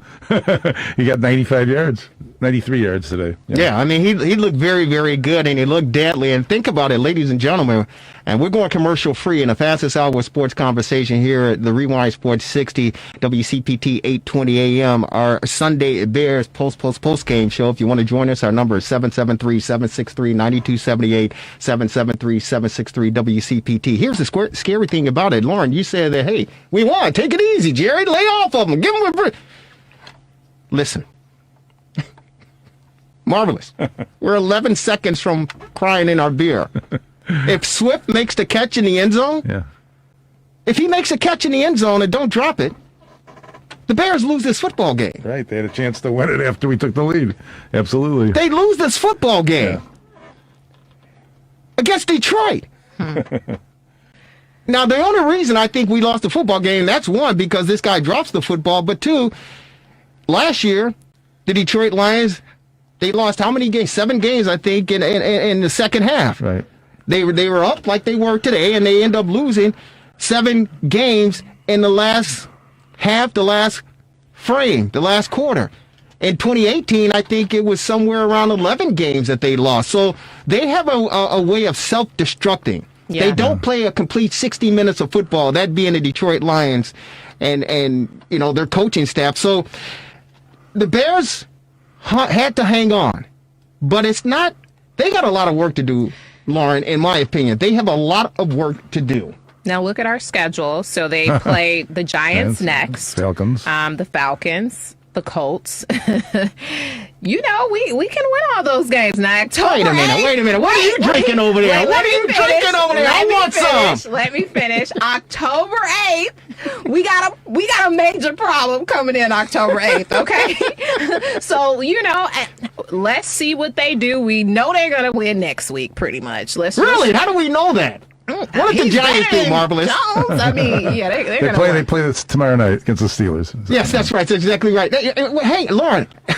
Atlanta ain't doing nothing. The Colts, you know. Wait a minute. What is wrong with you? What are you drinking over there? What? We got a chance. Based on what? A chance to because these teams are not blockbuster teams. And we are. Well, we are. Let's put some positivity behind the Bears. No, I want to put some positivity. I want to put some positivity behind the Bears. Colts have Phillip Rivers now, by the way. Yeah, but I want to be. Here's the deal. Not today. Lauren, I want to put some positivity behind the Bears win. I do. I want to do that. Please do. But our defense is supposed to be our strong point. Right? Don't go there. Where was Chuck Pagano? Help me out here. Where was Chuck Pagano? Where was he last season? I mean, geez. Where was Chuck Pagano today? Where was he? I mean, because our defense looked like it was Darrell Bevel. The guy, he was calling plays left and right, just dissecting our Bears defense left and right. That's unacceptable. It is. That is unacceptable. And this is the game tape that you're going to put out for the Giants to dissect for next week. Mm-hmm. You put this tape out there for these guys to take a look at and say, this is what we do. And here's the problem. The defense. They're going to play much better. There's no question about it. Mm-hmm. But the point of the matter is, if Mitchell Trubisky doesn't step up his game, not 1 notch, not 2 notches, but 3 notches, you cannot have that defense of the Chicago Bears out on that football field 30, 31, 32, 34, 35, 37 minutes. You cannot have them out there on the football field like that because they are going to run out of gas. That's not right. They're going to get gas. And a good offensive team is going to come in, a good offensive quarterback is going to come in and dissect the Bears defense the way that they've been doing over the past few years. So, with the exception of the 12-4 year. But the point of the matter is, Mitchell Trubisky has to be a better game manager. Yeah. And Matt Nagy has to be a better signal caller. And from what we have seen after one game, albeit it's one game during the pandemic era, there's still some work to be done. Oh, yeah. And if their goal is to get to the Super Bowl, the only thing they have to do is take a look at that Kansas City Chiefs team, and they didn't play their best football on Thursday night. But they look like a machine operating, moving the ball down the field. Yeah. Now, the quarterback is the MVP of the Super Bowl, and I get all of that. But if that's what you're modeling yourself after, you're a long, long ways off, in my opinion. You're a long ways off. It's scary. Just made me think how Foles was an MVP of a Super Bowl, too. Yes, Foles, that's right. And you know what? I got to give credit. I don't know if it was one of the NFL experts on ESPN last week that said the Bears, first of all, they had no choice but to make Mitchell Trubisky their starting quarterback because, of course, they put all their eggs in this kid's basket, and they're going to give him every ounce of opportunity to succeed. I said this last week. They have to give him every opportunity to succeed. And I'm going to tell you guys, the smoke and mirrors is what we just saw today. These 21 points the Bears put up in the fourth quarter today, smoke and mirrors. It is smoke and mirrors. So don't get it twisted. Don't get it twisted. Mitch Trubisky is not the type of quarterback that you think that he is just because the Bears escaped with a victory against the Detroit Lions and he had the success, i.e., so to speak, that he had today. Smoke and mirrors. But if the Bears are trying to get to the next level, that, of course, deep in the playoffs and, of course, to the Super Bowl, they need to take the tape from Kansas City and just watch what happened against the Texans on Thursday night and how that offense operated and how their quarterback operated and work toward trying to get to that level. Today, it didn't reflect any of that, in my opinion. If you think that it did, if you think that the Bears are on their way, 16-0. Our number here, 773-763-9278, 773-763-WCPT. We go out to our TR60 hotlines, ladies and gentlemen. He laced them up as a beloved number 51 in your program. He's Bruce Heron in our heart. He's on our TR60 hotline. Bruce, how are you, man? Welcome back to the Rewind Sports 60, man. What was your thoughts on the Bears' victory? Hey, Super Bowl 16-0. Bruce, what do you think? Hey man, we're going straight to the NFC Championship game. That'll boy! That'll boy! That's what I'm talking about. There you go. See? Hey man, the Bears. Hey, as we talk about, a win is a win, and you just have to play who's ever on your schedule. They happen to be the Detroit Lions and the Bears. Matt Nagy is 5-0 against them. Mitchell Trubisky hasn't lost to the Detroit Lions, and the Bears are trending in the right direction, man. 27-23, 21 points in the fourth quarter. What did you think of the Bears' performance this afternoon? Well, you know what? I am thrilled. Trust me, I'm thrilled for the win. But you know, that was a gift horse, man. I mean, they had Detroit had an opportunity to put that game away at the end of the game, and guy couldn't hold on to the ball. We made some mistakes. We made some mistakes throughout the game defensively, and you know, the first half, man, Mitch he was not impressive at all. The fourth quarter, he came through and made some nice throws, and receivers looked like they woke up and helped him out. But for the most part, I'm happy. Trust me, I am happy. I'm thrilled as all get out. But it left a little to be desired. So. Hey, man, I wanted to ask before you got on. I talked about the Hall of Fame, future Hall of Fame quarterbacks, and Tom Brady and Drew Brees. Of course, those teams squared off in the late game on Sunday. And of course, you talk about the two young guys that just got paid, and Patrick Mahomes and Deshaun Watson. When I talk about those fours, and even Lamar Jackson today, and Cam Newton with the New England Patriots, but when I talk about those caliber of athletes, those caliber of NFL quarterbacks, today and on Thursday, I saw some fire in their eyes. I saw them being demonstrative on the field and on the sideline. I saw them yelling and screaming, and spit shouldn't be coming out their mouth because of the pandemic and everything, but the spit was flying out their mouth, man. They were geeked up. When we looked at our guy, at least when I looked at our guy, and Mitchell Trubisky, good old number 10 for the beloved Chicago Bears, I saw a kid that I thought he was like a rookie, and I was sitting on a dufo in the Hall of Fame room, man, and I felt like I was cheering for a rookie, hoping that he had a good, that he survived. Am I the only one that felt like that, man? What did you think? What did you think when you saw his eyes in the huddle and saw his demeanor on the sideline? Did he give you that encouragement that he's going to lead us to victory? Well, no. But you know what? I'm going to tell you something.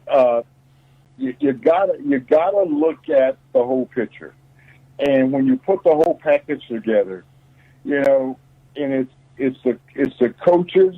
The coaches, when it comes to a quarterback, the offensive coordinator and the head coach, they have direct contact and communication with the quarterback. And that quarterback tends to take on the tends to take on the characteristics, the mood and the mentality of the coach, and trust me, I'm not trying to take up for Mitch, but I just think that there's more that's at stake here, and there's more of a problem than just Mitch. The first 3 quarters, Mitch was Mitch. The fourth quarter, he came out and he was just a different guy. How do you explain that? Mm-hmm. I don't know. Well, Bruce, it's puzzling, but I'm telling you, the Bears playing Detroit and squeaking by with the win. There's no way in the world they can get to an NFC championship game or division championship. well, yes, sure there is. The only way they can do it is if they can buy some tickets, just like hopefully the rest of us can buy some tickets. That's the only way they're going, Bruce Heron. We're on with good old number 51, Bruce Heron, played with the beloved for 5 years in the greatest city in the world, that, of course, Chicago, Illinois. Here's the deal. Part of the reason that Mitch Trubisky had the success that he had, Bruce, and I think you can attest to this, is the fact that the Lions, they had a depleted unit. They didn't have all their starting guys on that defensive side of the ball, so Mitchell Trubisky and Matt Nagy were able to take advantage of that. And I said it was smoke and mirrors and fool's gold as far as this win is concerned, but a win is a win. Right. Well, you know what? There's one thing about the Detroit Lions, and they've had this stigma for a long time. I mean, years, that they shoot themselves in the foot. Mm-hmm. all the time. I mean, there have been years where the Detroit Lions have had the talent to win the division and go deep into the playoffs, but they always find a way to just blow it. And boy, did they blow it today when that guy dropped that ball in the end zone. Swift. That was tough. Yeah. Swift drops. But the Detroit Lions have a tendency to do things like that, and I don't know what it's going to take to get them over the hump. I've always been a big fan of Detroit. Of course, because of my Chicago Bears. But there have been years, man, where the Lions have had some damn good talent and just could not get over the hump. So today was another one of those examples. Mm-hmm. Hey, Bruce, Lauren here. I just wanted to switch gears a bit. Hey, and ask you, I don't know if you got a chance to check out the game Thursday, the Chiefs versus the Texans. So they came together in a moment of unity, and the Kansas Chiefs fans actually booed the players while they came together in that moment of unity. And J.J. Watt basically said he didn't understand that. What were your thoughts when you heard about the fans booing and J.J. Watt's response to it? Well, you know what? I wholeheartedly agree with J.J. Watt because I couldn't understand it either. I could not understand it. And you know what? It's just an example of what Donald Trump has done to this country. And I'm telling everybody, anybody that's listening, whether you agree with my politics or not, that this is one America. We're all in this thing together. When 9/11 happened, I'm telling you, for months, we all came together. There was less crime in the streets. There was unity. It didn't make any difference whether we were black or brown or purple or green. It didn't make any difference. You know what? We were all hurting. And absolutely devastated and shocked. And we came together as a country. We always need to do that, even though our politics don't always match each and every one of us. We can't let a guy like Trump come in and divide us like that. That is just asinine. It is absolutely asinine. It just makes me sick. It makes my heart hurt when I see how this guy has just, it's us against them, those Democrats, those liberals, those this, those that. I mean, are you kidding me? We're all Americans. I mean, this is the United States of America, the greatest country in the world. Mm-hmm. We got to kill it, leave the damn thing. That's stupid. Get rid of the butthole. I don't give a damn if he's a Republican, Independent, or Democrat, or something else. Somebody with a brain, with half a brain. You know what? A squirrel would be better than Donald Trump. All right. Put a squirrel in there. Tell us how you really feel. Wow. I love it. Hey. Oh, my God. Hey, man, Bruce, let me tell you something. I didn't know what kind of day I was going to have today, and I knew it was going to be a glorious day, an exciting day, and I knew the Bears were going to bring some good attention one way or the other to my day, but I never expected or anticipated you say a squirrel would be better in the White House than the guy that we had. I didn't even. I'm telling you, man. I'm telling you. Hey, listen to this. I've got one of my very closest friends. His name is Tom Shapento. Now Tom is from Iowa. He grew up in Iowa. You know, I always call him my corn-fed redneck from Iowa. But you know what? This guy has got a heart of gold. Mm-hmm. He's got a heart of gold, and he lays it out there. He understands. He truly understands, and tries to understand the plight of the black man, and how we came to be, and the struggles that we've had through. You know, I can't tell you how many hundreds of years. Sure. And he's very sympathetic to it. And we talk about politics on a regular basis. And you know, he says some pretty vulgar and rough things about Donald Trump. But you know what? He wears his feelings on his sleeve, and he understands. He's very, very supportive. You know, I just wish people would take the time to try to understand how we came to be, how our ancestors came to be, and the strife that we all had to go through in order to get to where we are today. Well, you know what, Bruce Heron? And we appreciate you joining us on the Path to Solomon Sports Conversation, the Rewind Sports 60. I got to share with you, Lauren Cox, and of course the marvelous one, Dan Marver, and everyone that's listening. The world as we know it it's over. The world is ended. It's done. It's over. And I don't mean to alarm you out there. I don't mean to get you all ruffled. I'm just telling you what the truth is. And the reason I make that statement and I say that it's the truth is because I'm blessed. We're blessed to be in the greatest city in the world, in my opinion. But I live in the neighboring suburbs here in Wheeling. And the reason I say the world is coming to an end, it's over with, because the Trumpsters were on Milwaukee Avenue and Dundee Road in Wheeling protesting today.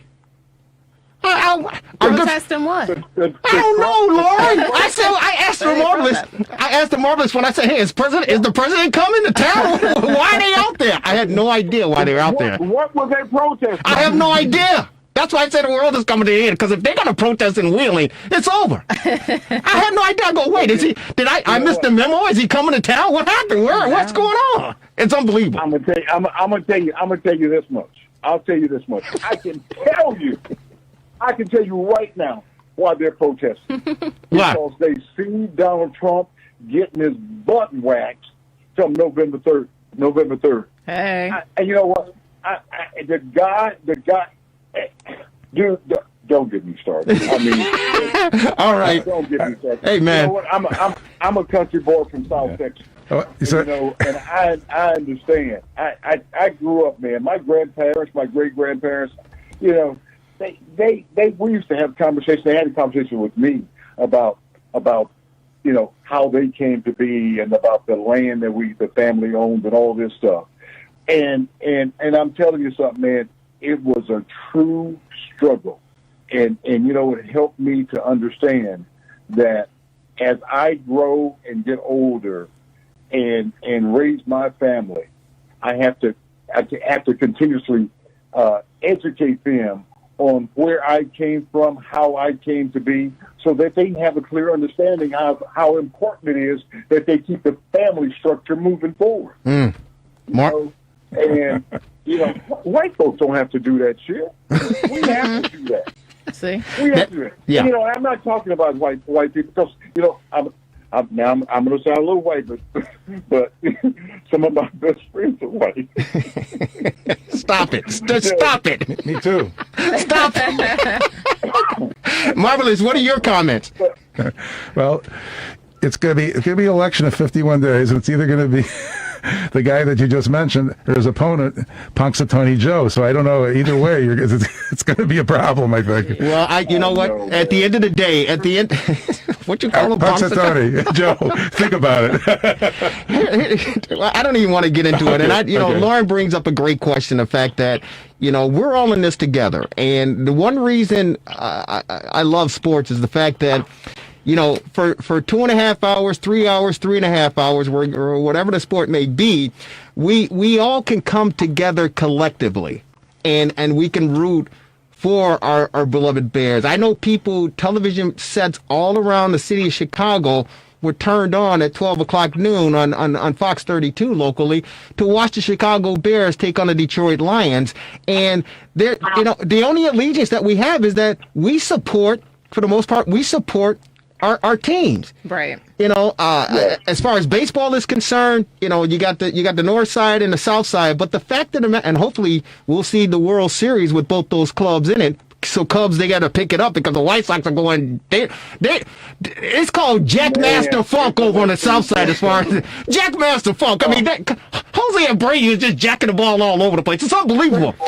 But the point of the matter is, sports. You got Abreu and all that young talent. Unbelievable. Oh my goodness, man. Let's just hope Ricky Renteria don't screw it up.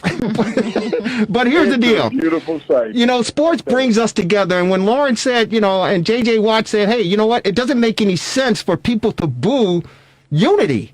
It makes no sense to boo unity because at the end of the day, and you're absolutely right, Bruce, when you talk about 9/11, George Bush was was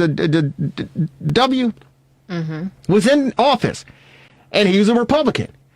I'm not a Republican, and I wasn't a big fan of his. But when 9/11 occurred, you're absolutely right. It didn't matter. We all came together, and we said, "Hey," and I want to cuss like you, but I'm saying we all came together and say, and what did Big Papi say? What did Big Papi say? What did Big Papi say when they had the marathon? He said, "You don't F with us," and that's what Americans did on 9/11. You don't F with us.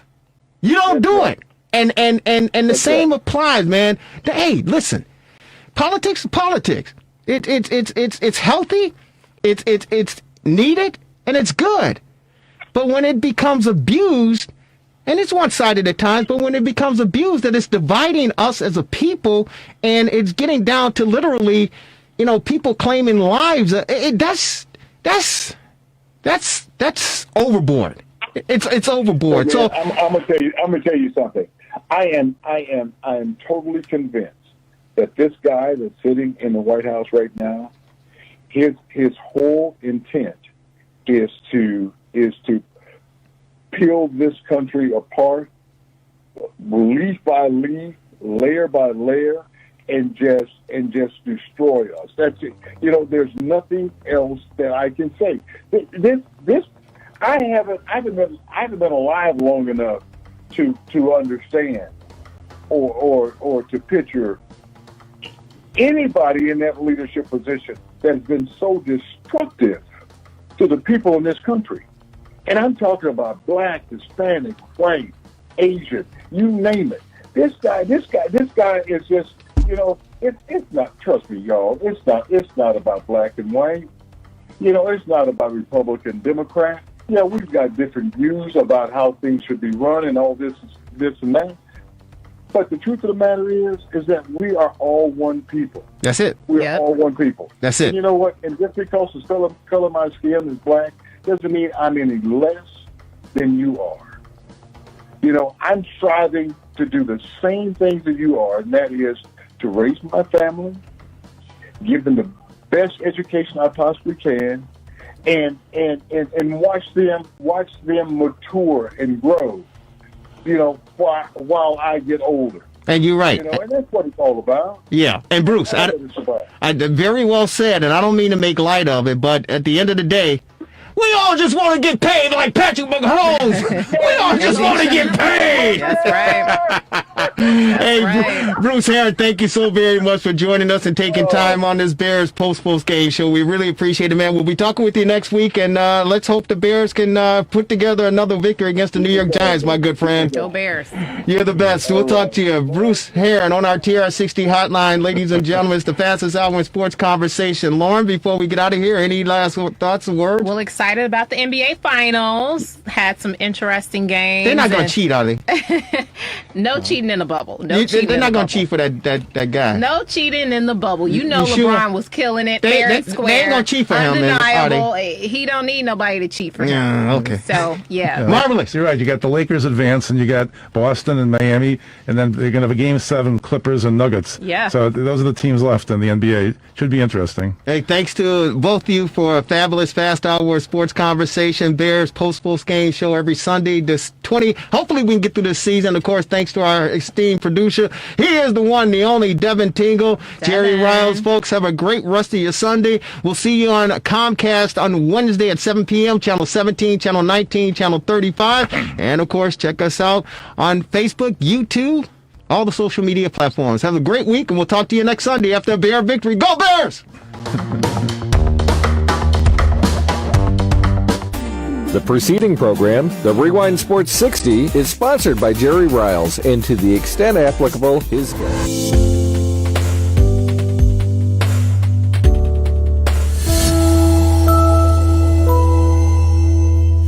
Another question for you. We just had a caller who called in, Rick, and he talked about the NBA protesting, and he said that he wished that they could protest in another way. And I wanted to ask him, and I didn't get a chance to, but I'll pose it to you. What way would be comfortable, or what do you think, if you have any thoughts on ways that you think that the players should protest? So what do they protest? Injustice, an African-American man getting shot 7 times in the back, and a gazillion others that get shot all the time unjustifiably by the police. Do you think it's unjustified? I don't know, guys. I mean, you're talking about something now that you're pulling this out of the air. You don't know the circumstances. I don't know the circumstances. I don't agree with shooting anybody. But I don't know. I don't know how you would say it is right or wrong or otherwise. The police have a job to uphold law and order. That's their job. Now, do they make mistakes? Yes, they do. But I think if you look at the percentages, they do a pretty good job. Coach, here's what the whole issue is. All right. Here's why the protestings are going on. Here's why players are boycotting. Here's why, not only in the National Football League, Major League Baseball, the NBA, and of course, the National Hockey League, soccer, the whole 9 yards. It's the fact that there are things that are occurring. Now, there are 75% of African American or minorities playing in the National Football League. 75% of the players in the NBA are African American or minority men. So they are the ones who are getting very well paid as far as what they're doing because of their talents and their skill set. But the other 99% of us, we got to earn a living, and we got to find a way to do that. So when the circumstances are not presented to you on a plain, even level playing field, and in some cases they end in death, the 1% that has made it out, the less than 1%, are saying, hey, you know what? We got to do something here, because for the grace of God, there go I. And that's the problem, Coach. These players who are making the money that they're making and on the stage and the platform that they're on are saying, hey, you know what? We have to represent the people who have not made it, who are still struggling. And this is a way for us to get our point across, get our message across. And for anyone who does not see that or understand that, it lends to bring about some pain. And that's the problem that these players have and the community as a whole have with management, people in authority, and people who make decisions aren't meeting at the table to try to come up with a solution. Well, you're probably right. You know, there's some things you said there are probably right. I mean, I think they should work hard enough to, you know, pro sports is a tremendous thing. It pays a lot of people a lot of money. It's good for a lot of people. Enjoy it. You have a God-given talent. Not everybody has the talent to dribble a basketball, shoot a basketball, catch a football, or hit a baseball. You got a talent. Thank God for it. Enjoy it. And do it in peace. No, so Coach, here's the deal. And I love you on with the great Coach Mike Dicker of your Super Bowl winning Chicago Bears, the 85 Bears, Super Bowl 20. Coach, here's the deal. You are an advocate. You are out front for the retired players who can't take care of themselves because of the game of football. You are very outspoken in those players who can't speak for themselves, who either literally can't talk, their mental CTE, the mental capacity has diminished considerably, their bodies are broken down, and you're out front saying, listen, we need to take care of these guys because this sport has given us the livelihood that we have today. But unfortunately, there are players in the past, in your era, before your era, and after your era, who financially aren't prepared. They can't take it. Physically, they're breaking down. And you want to make sure that things are done right and properly for those guys because they paved the way. And that's what these athletes in this protest and these boycotts are doing. They said, listen, it's beyond us now. This is our community. What do you say to that? Because you're doing the same thing. I'm not saying they're right or wrong. Listen to me. I don't know what they are, right or wrong. I know that they have a right to dignity. Everybody has a right to dignity. And if they don't think they're getting dignity, then you got a right to protest. But you make a lot of money, guys. You're making a lot of money. You can't make that kind of money doing anything else. You cannot make the kind of money you make in sports doing anything else. No. Yeah, I agree. Then I said it. That's it. Okay. So, be grateful. Enjoy the opportunity you got. Thank God. Every day when you wake up, thank God. Hey, man, I got great talent. I'm using them. I'm making a lot of money. I can take care of my family. Enjoy it. Hey, Coach, this is Dan in the studio. Before your battery goes dead, I wanted to ask you quickly about the kneeling. I assume you feel the same way, that they have a right to... I don't think it's right. I think it's a privilege to live in this country. I think our flag is a symbol of freedom and opportunity and all the good things. And I think I don't know why. The kneeling thing I don't understand, so I really shouldn't comment on it. No, I understand, Coach, and that's the problem here, because we all, you live in this country, you've grown up, learning the national anthem and our pledge of allegiance to the flag and all of that stuff. But, Coach, here's the difference here. Here's the big difference, and this is why we wanted to have you on to get your thoughts and get your perspective on what's affecting not only this great city that we live in, but this country that we live in and the world that we live in, Coach. And those players that you talked about, you had some fantastic players on that Super Bowl team, whether it's Walter Payton, Willie Gault, Mike Singletary, Otis Wilson. But listen, Coach, here's what we want you to understand and want others to understand, that as an African American man living in this country, playing in the greatest game in the world, in my opinion, playing professional sports and all the money that you make, at the end of the day, you still walk out of your door every single day as a black man, and you have to wonder what kind of racism I'm going to experience today because of the color of my skin. And that's the problem, Coach. The great Walter Payton. Okay. Coach. I hear you. Coach. So here's that's the problem. So how do we do it? Because, Coach, you didn't help the situation, Coach. And I love you to come on with us, but you didn't help the situation when you said, if you don't like this country, get the hell out of it. You didn't help. Oh, he hung up. Oh, did we lose him? Devin, call him back.